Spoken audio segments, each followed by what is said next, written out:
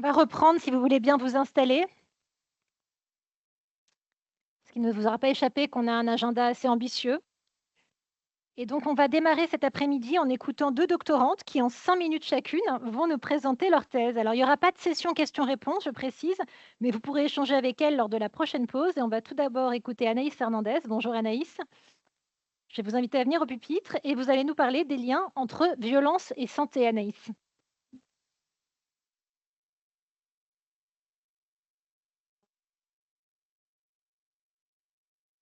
Mais comment Fonctionne? je passe? Je vais juste informer la régie qu'on a un problème de zapette. C'est moi qui ne sais pas l'utiliser, hein. Ah, voilà. Ça y est. Bonjour. Dans le cadre de ma thèse, dirigée par Gianluca Severi et Thomas Lefebvre, j'étudie le lien entre la violence et la santé.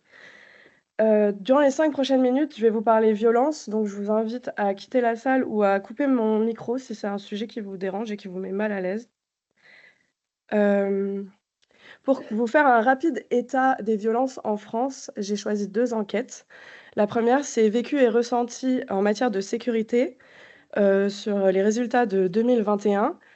Une femme sur 100 a déclaré avoir vécu des violences, physiques et une femme sur 100 a déclaré avoir vécu des violences sexuelles, ce qui correspond à un viol, une tentative de viol ou une agression sexuelle toutes les 2 minutes 30.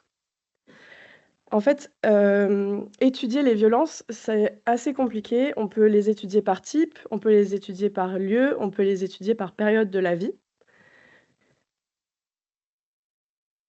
Et d'après Virage, une femme sur 5 a déclaré avoir vécu des violences intrafamiliales avant 18 ans. Une femme sur 10 a déclaré avoir vécu des violences conjugales sur toute la vie. Et une femme sur 4 a déclaré avoir vécu des violences dans les 12 derniers mois dans l'espace public.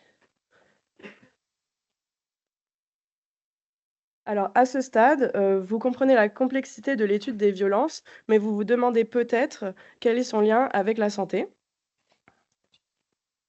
OK. D'après la littérature, les violences sont un facteur de risque pour un grand nombre de maladies.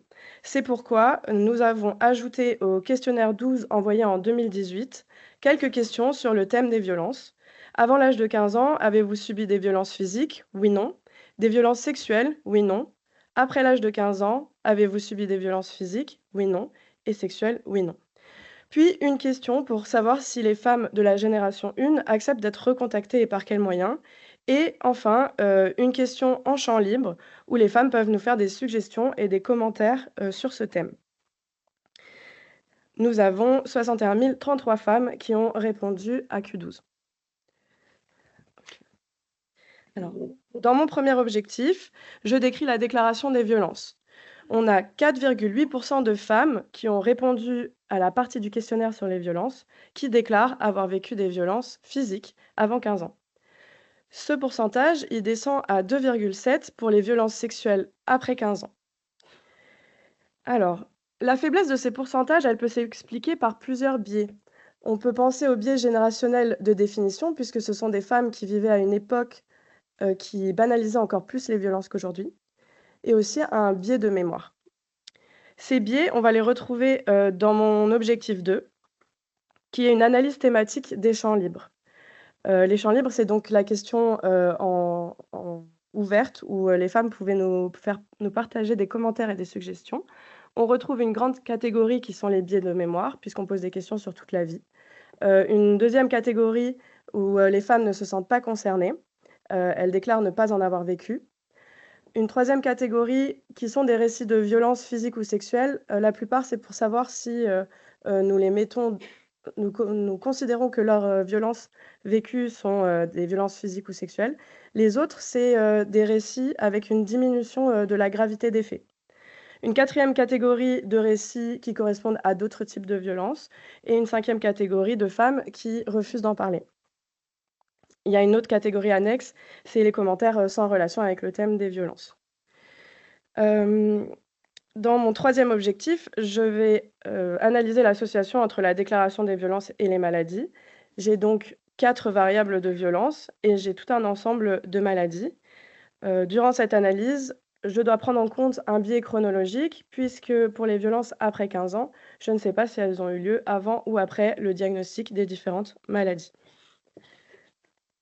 Cette thèse, elle offre la possibilité d'améliorer la recherche sur les violences chez les plus de 70 ans, mais aussi d'intégrer l'avis des femmes de la première génération dans cette analyse.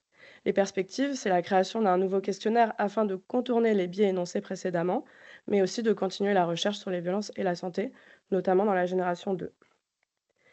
Merci pour votre attention. Vous pouvez me retrouver à la pause si vous avez des questions, suivre mes travaux futurs et ma thèse, ou me contacter par mail anaïs.fernandez avec un s, @inserm.fr.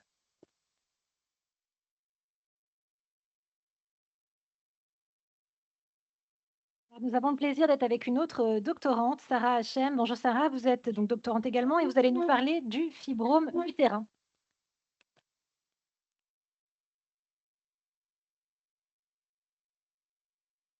C'est l'émotion, c'est l'émotion. Donc, bonjour à toutes et tous. Je suis doctorante en épidémiologie et je vais vous présenter mon projet de thèse intitulé Épidémiologie du fibrome utérin dans la cohorte prospective E3N génération sous la direction de Marina Gvaskov au CESP. Je fais partie du groupe EpiGyn qui travaille sur l'épidémiologie des maladies gynécologiques bénignes. Donc, pour contextualiser, les fibromes utérins ou léomyome sont des tumeurs bénignes du muscle lisse de l'utérus. Donc, ce sont des pathologies bénignes non cancéreuses. Ce sont les tumeurs les plus fréquentes chez les femmes et la première cause d'hystérectomie en France. Bien que la maladie soit souvent asymptomatique et dans ce cas diagnostiquée de manière fortuite lors des examens de contrôle, de très nombreuses femmes souffrent de symptômes potentiellement importants tels que des règles excessivement abondantes, des saignements en dehors des règles, des douleurs pelviennes, une anémie, une fatigue chronique, générant un impact sur leur qualité de vie. Par ailleurs, les fibromes sont associés à d'autres risques pour la santé à long terme, comme par exemple l'infertilité, les complications obstétricales et un risque accru de maladies cardiovasculaires. En termes d'épidémiologie descriptive, une revue de la littérature publiée en 2017 a trouvé que la prévalence du fibrome est variable selon les échantillons, mais elle est estimée généralement à une femme sur 4 en âge de procréer.